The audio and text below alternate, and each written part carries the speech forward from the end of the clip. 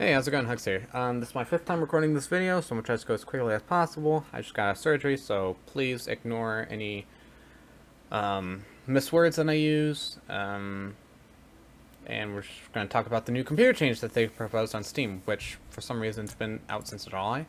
However, they announced it on Steam today, so I'm gonna talk about it. So basically, they're gonna remove the EXP from general interactions. For those of you who don't know, general interactions for computers basically like closing elevators, locking doors, or not locking doors, closing doors, firing a Tesla gate, as they say right here, things like that. So they're removing that, and they're instead implementing new ways to gain experience. So overall, auxiliary power and EXP is going to stay the same. However, ways to get EXP is going to change.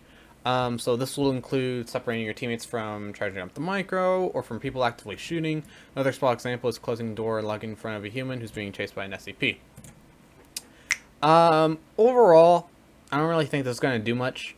It's one of those things where it's like, yeah, it's a change, but it's not really going to, it doesn't really affect the gameplay at all. It's basically just going to remove those scenarios where you're close to leveling up and you can just press the door a couple times and you level up. I suppose this is a nerf because it's removing general interactions. I'm going to call this a nerf. Basically, they're nerfing computer in this aspect by making a little bit more difficult to get EXP, which is, again, not really going to do much because general interactions barely give any XP at all. So for experienced players, this isn't really going to do much. For new players, this is going to do a lot. So they're nerfing new players, which I don't really understand. As they admit here, new players find it hard to learn, but experienced players grow too powerful. So they're basically just nerfing new player base. So it's not really going to do much. The new interface. So basically what they're going to do is once you press tab, you have a map open of the entire layout instead of just the floor you're currently on. So currently it's like this, but now it's going to be, oh, here's entrance zone, surface, light. It's still going to take the same amount of experience to get from, like, let's say entrance zone to light. However, it's going to be way faster, and that's a really good change. I 100% enjoy that. It's just for ease of access. It'll give new players. It'll eliminate the example of me telling a new computer how to get to light because, oh my gosh, that is so frustrating. And you're not completely screwed if a computer is new to the game because now you can easily tell them what to do. This top right section of the new HUD, I'm a little worried about. I feel like that'll get really overwhelming. I don't know. Even for me, as an experienced player, I'm a little bit overwhelmed by this. You can imagine being in a four-way. There's just like 4 separate rooms, and they're all like, so I'm a little worried about that. This is really cool though, how it tells you what abilities to use, so you don't have to go to the side of the room. You could just go boom. So I like it. I'm a little worried about this. I'll have to see it in gameplay, but yep, lockdown. Basically what they're doing with this is they're making Blackout a tier 2 ability, which is already how it currently is, but it removes the effect that it locks down all the doors in the room. So it's just only going to be for shutting down all the lights, which this will never be used. I can hardly ever see a reason for using this. Lockdown, however, is basically getting a hard nerf, but a good change.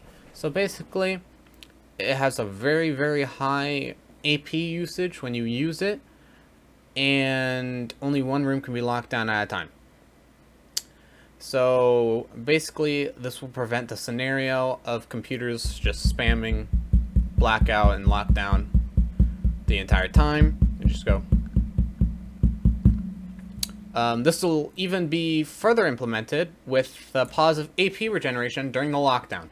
So you'll never, ever have those scenarios again where you're just getting locked down with 10 SCPs in the room 20 times in a row because the computer still has AP regeneration on, even though the black down and locked out is going on. I said that reversed, but whatever.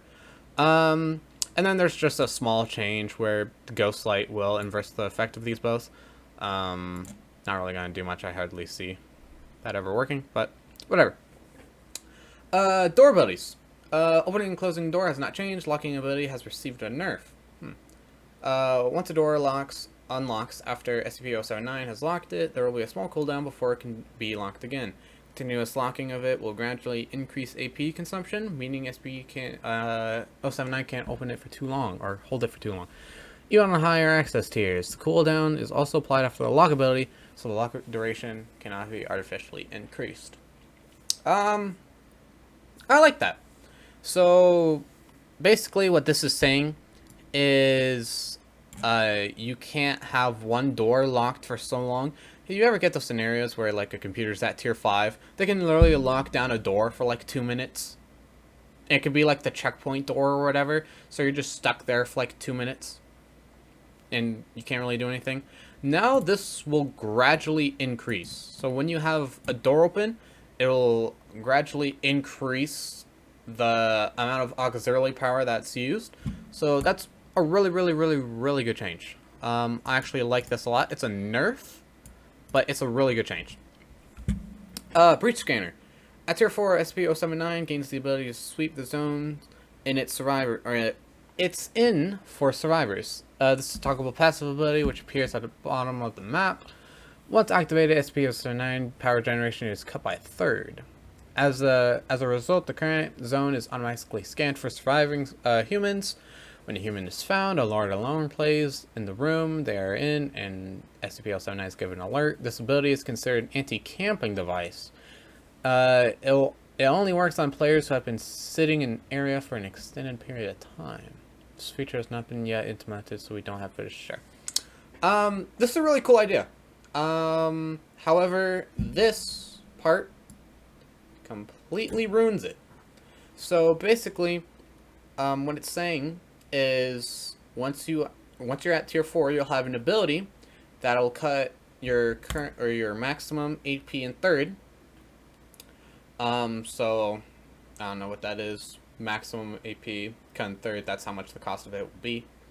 And it scans the entire zone for humans, but it only works if they've been in a room for an extended period of time. So that completely negates the use of this ability. No one would ever use it. Otherwise, you would just go inside the halfway point between the rooms and just go back and forth in between them. So this isn't going to do much. It would have to be... I think they should remove all of this, and it would actually be a really good ability. But instead of making it cost by a third, make it cost half or nearly all of your AP. I think that'll be really good. Or not all of your AP, just cut it in half. And remove this, and I think that'll be a really well-received change. It will actually make this ability useful, but how it's currently being presented, it will never ever be used. So I don't know why they have to kill it. Alpha Warhead Override. At tier 5, SCP-079 can start the detonation sequence for the Alpha Warhead from the surface zone. If SCP-079 is the cause of the nuke detonation, it will not be terminated by it. That makes no sense. Its PC is in heavy containment. I don't know how that will work, lore-wise, but again, I don't judge things off of lore, I judge things off of gameplay, which is something I think they should do. This allows it to remain on the surface and assist. SCP-079 does not become immune to losing under any circumstance. If SCP-079 detonates nuke and the SCPs die on surface, SCP-079 will be with them. Similarly to the breach scanner, this ability has not been implemented yet. Overall, this will do nothing. It will remove those, or it can do some things, like if the time presents where there's like only a couple NTF alive, and they're all on the surface, you would, you would start the Alpha Warhead detonation, and it will be used in scenarios like that. However, SCP-079 remaining on the surface will virtually do nothing for you. There's only 3 doors they can possibly lock, but even then you still have so much room to kite the SCPs around. So overall, this isn't really going to do anything. Its main purpose is just to be there, just to exist. Team ping. It's SCP-079 support class, so I can't do much alone. Due to this, users with no microphone always have a disadvantage. Very true. We've decided to improve nonverbal communication in an attempt to mitigate this disadvantage. We have implemented a pinging system. SCP-079 is able to place a location indicator, which will be visible to teammates within a limited range. The indicator has an icon which represents that object or player that has been pinged. Okay. So basically, this will remove the confusing scenarios where you're trying to tell your SCP teammates where something is, and they're just going the complete opposite way. You would just ping them, and they're in a short radius, as they say right here, in a limited range. SCPs within that range will be able to see. This is also good for new players or with players that don't have mics. So I can hardly see anyone complaining about this. It's a really good change. And then they're doing a gun model for COM-18, which I don't really care about. So overall, what do I think about this? Overall, it's a nerf to computer. However, they are reworking the computer in the right ways. And I like that. I think there needs to be more stuff like that. I'm glad to see that they're not afraid to buff things or completely nerf it, which is a really, really, really good thing to see out of NorthWood. Overall, again, it's a nerf. However, it's a very good change, so I'm actually fine with the nerf. There are some things that I'm curious about that I'll have to actually see, like the breach scanner and how much general XP will be changed. But other than that, yeah, really good change. That's it, though. If you enjoyed it, thanks for watching, and see ya.